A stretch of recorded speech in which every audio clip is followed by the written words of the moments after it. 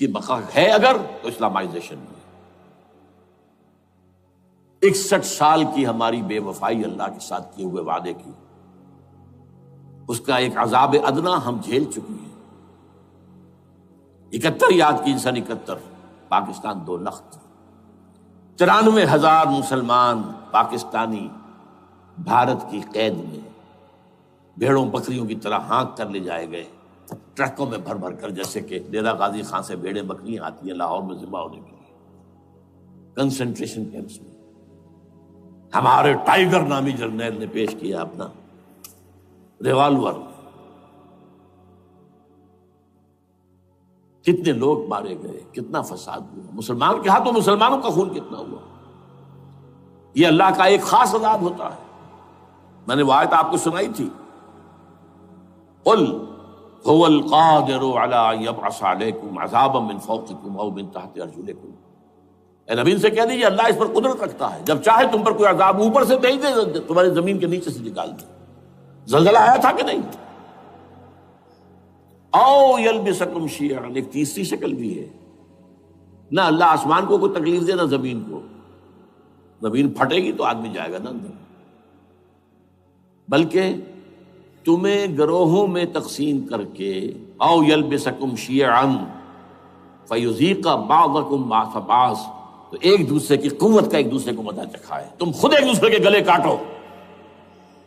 ہمیں کسی اور قوم کو تکلیف دینے کی ضرورت نہیں ہوگی، یہ کام ہمارے ساتھ ہو چکا ہے 1971 میں۔ بہرحال اب اس کے بعد بھی تاخیر تو ہماری جو کی تو ہے، اب ہم اس جگہ پر پہنچ گئے کہ شاید اب عذاب الاکبر آنے والا ہے۔ وہ آیت بھی میں نے شروع میں پڑھی تھی، وَلَنُذِيقَنَّهُم مِّنَ الْعَذَابِ الْأَدْنَىٰ دُونَ الْعَذَابِ الْأَكْبَرِ لَعَلَّهُمْ يَرْجِعُونَ۔ چھوٹا عذاب آیا سن 71 میں پاکستان، بہرحال مغربی پاکستان تو برقرار رہا، اس کا نام بھی پاکستان رہا۔ اب شاید بڑا عذاب آ رہا ہو، بلکنائزیشن جس کے نقشے جو ہیں دنیا میں شائع کیے جا چکے ہیں۔ اور اس اسلامائزیشن کے لیے جو میں کہہ رہا ہوں کہ اس کے بغیر یہاں پاکستان نہیں رہے گا، اس کے لیے اس کی جو دستوری، تدریجی، قانونی، پرامن اگر راستہ اختیار نہ کیا گیا تو ملیٹنسی بڑھے گی، یہ رکنے والی نہیں ہے۔ یہ جو اوپر کا جو علاقہ ہے، ایک ٹرائنگل ہے جس کا نقشہ کھینچا ہے ایک بہت بڑے مصری ادیب اور مورخ نے، شکیب ارسلان ان کا نام تھا۔ انہوں نے کہا ہے کہ یہ پامیر، سطح مرتفع جو ہے پامیر، جسے روف آف دی ورلڈ کہا جاتا ہے، اس سے پہاڑوں کے سلسلے نکلتے ہیں، کوئی چین کی طرف چلا گیا، کوئی تبت کی طرف چلا گیا، جو قراقرم ادھر آ گیا پاکستان کی طرف، ہمالیہ آ گیا پاکستان انڈیا کی طرف، ادھر ہندو کش چلا گیا افغانستان میں۔ یہ سب جیسے کہ ایک جو پہیا ہوتا ہے اس کے جو لگے ہوتے ہیں اسپوکس جنہیں کہتے ہیں۔ اس نے کہا کہ ایک طرف ہمالیہ اور ایک طرف ہندو کش، اس کے درمیان میں جو قوم رہتی ہے، اب نوٹ کر لیجیے، یہ ہمالیہ کا اینڈ جو ہے مغربی، وہ کیا ہے، یہ نتیا گلی وغیرہ اسی کا حصہ ہے، اس کے بعد ختم، دریائے سندھ بہ رہا ہے، لیکن اوپر جا کر وہ ٹرن دیتا ہے رائٹ کو، تو پھر اب وہ قراقرم اور ہمالیہ کے درمیان جاتا ہے، یہاں تک کہ انڈیا سے جو اس کا داخلے کا راستہ آ جاتا ہے۔ لیکن یہ جو ہے یہ درمیانی راستہ، یہ اصل میں ہندو کش ادھر اور ہمالیہ ادھر، اس کے درمیان جو قوم آباد ہے، اور اس ٹرائنگل کا بیس ہے مالاکنڈ کا پہاڑ، مالاکنڈ، ہمالیہ، ہندو کش۔ اس ٹرائنگل میں جو قوم آباد ہے، شکیب ارسلان کہتا ہے اگر پوری دنیا میں اسلام کی نبضیں ڈوب جائیں تب بھی یہاں کے لوگوں میں اسلام کی نبض چلتی رہے گی۔ یہ وہ علاقہ ہے جہاں سے پاکستان کے طالبان کا آغاز ہوا، جہاں سے پرامن تحریک چلی تھی، اس کا راستہ روک دیا گیا۔ اب وہ شدت پسندی پر آ گئے، اور یہ شدت پسندی بڑھے گی اگر آپ نے تشدد سے روکا، اگر امریکہ کے چمچے بنے رہے، اگر امریکی ایجنڈے ہی کو پورا کرتے رہے اور اپنے لوگوں کو مارتے رہے، تو جواب میں دریک چراغ حقیقت کو گل کیا تم نے، تو موج دودھ سے 100 آفتاب ابھریں گے۔ یہ اب جو آ رہے ہیں، کہاں سے آ رہے ہیں آپ کے یہ خودکش حملہ آور؟ یہ وہی ان لوگوں کے رشتہ دار ہیں نا جو امریکی بمبارڈمنٹ میں مارے گئے ہیں. کتنے ہیں جن کے بچے ختم ہو گئے, بیٹے مر گئے. یہ جو ہمارے ہاں ایک کمانڈوز کے کیمپ کے اوپر جو حملہ ہوا تھا اور خودکش بمبار جس سے کہ شاید 18-19 بہترین آپ کے کمانڈوز ختم ہوئے تھے, وہ کون تھا؟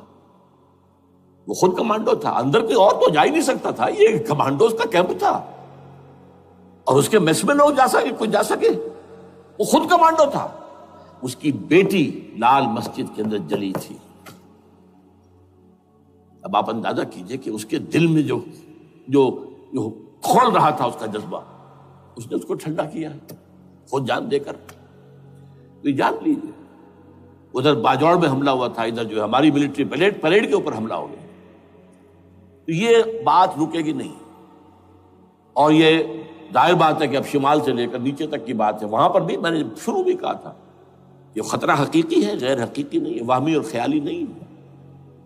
اس لیے کہ اب جو اس علاقے سے جا رہے ہیں ہجرت کر کے کراچی, وہی ان کی جگہ ہے, وہیں پر ان کے رشتہ دار ہیں, محسود ہیں, وزیری فلاں ہیں, یہ ہیں وہ ہیں, وہاں وہ جا رہے ہیں.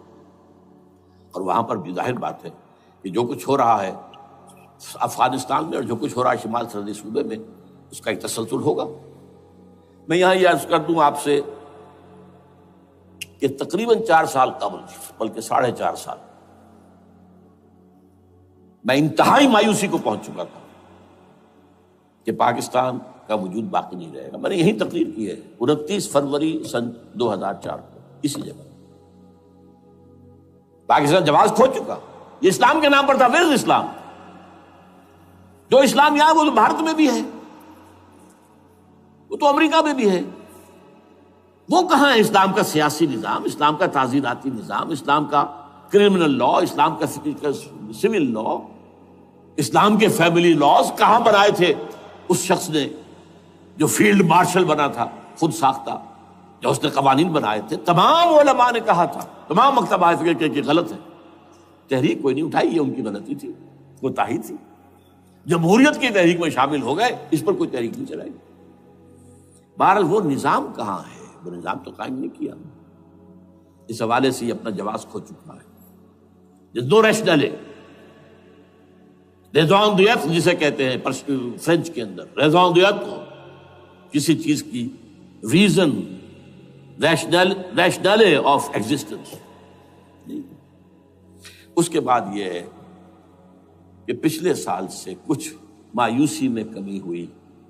Number 1, chief justice of Pakistan Iftikhar Muhammad Chaudhry کے اندر ہمت اللہ نے دی, وہ کھڑا ہو گیا. جرنیلوں کے جمگھٹے کے اندر ایک سویلین آدمی جو ہے جس درجے کا مرغوب ہو سکتا ہے, آپ اس کا اندازہ کر لیجیے. اور اس کے بعد اسپونٹینیس موومنٹ وہ کلا, انہومیش ہے, سوچ نہیں سکتے ہم.